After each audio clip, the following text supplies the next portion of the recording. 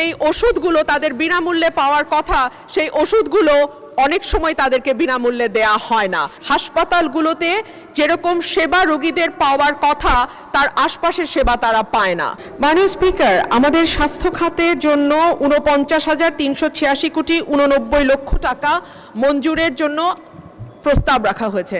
মাননীয় স্পিকার, আমাদের স্বাস্থ্য খাতে বিশেষ করে সরকারি হাসপাতালগুলোতে যেরকম সেবা রোগীদের পাওয়ার কথা তার আশপাশের সেবা তারা পায় না।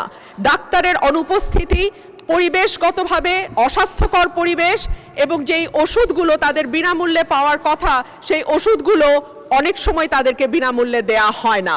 এবং প্রতিটি সরকারি হাসপাতালে বিশেষ করে জেলা উপজেলা পর্যায়ে যে হাসপাতাল বা স্বাস্থ্যকেন্দ্রগুলো আছে মাননীয় স্পিকার, সেখানে আমরা লক্ষ্য করি যে প্রাইভেট ক্লিনিকগুলোর এক ধরনের দৌরাত্ম্য সরকারি স্বাস্থ্যকেন্দ্রগুলোতে থাকে। প্রাইভেট ক্লিনিকে যাতে রোগী ট্রান্সফার করা হয় সেই জন্য নানান রকম যোগসাজশ সরকারি হাসপাতালগুলোর সঙ্গে তারা করে এবং রোগীরা যে স্বল্প মূল্যে চিকিৎসা সেবা পাওয়ার কথা সেটা কিন্তু তারা।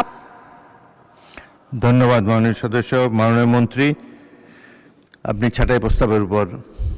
মাননীয় সংসদ সদস্য যে বক্তব্য সমস্যার কথা বলেছেন ওই সমস্যাগুলোই তো আমরা চিহ্নিত করে মাননীয় স্পিকারের উন্নতি করতে চাই। আর উন্নতি করতে হলে 1টি টাকা মাননীয় স্পিকার তো ফকিরের ভিক্ষা। এই 1টি টাকা দিয়ে কি হবে? আমি আশা করেছিলাম উনি পোশাক বদলে এসেছেন যে অনেক টাকা আরও বেশি দিতে বলবেন আমাদেরকে মাননীয় স্পিকার। যাই হোক মাননীয় স্পিকার, স্বাস্থ্য খাতে আমরা বহুবিধ পদক্ষেপ গ্রহণ করেছি।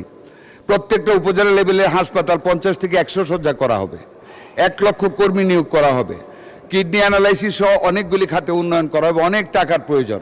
কাজে সেই দিক বিবেচনা রেখে মাননীয় স্পিকার, সেই দিক বিবেচনা রেখে ছাঁটাই প্রস্তাবকে গ্রহণ করতে পারছি না বিদায় আমার মঞ্জুরিটাকে এখানে মঞ্জুর করার জন্য আপনাকে সবিনয় অনুরোধ জ্ঞাপন করছি। ধন্যবাদ মাননীয় স্পিকার। সংসদের সামনে প্রশ্ন হচ্ছে, মাননীয় সদস্য রুমিন ফারহানা কর্তৃক উত্থাপিত ছাঁটাই প্রস্তাবটি গ্রহণ করা হোক। যারা এই প্রস্তাবের পক্ষে আছেন তারা হাঁ বলুন, যারা এই প্রস্তাবের বিপক্ষে আছেন তারা না বলুন। আমার মনে হয় না জয়যুক্ত হয়েছে, না জয়যুক্ত হয়েছে, না জয়যুক্ত হয়েছে। অতএব ছাঁটাই প্রস্তাবটি নাকচ হলো।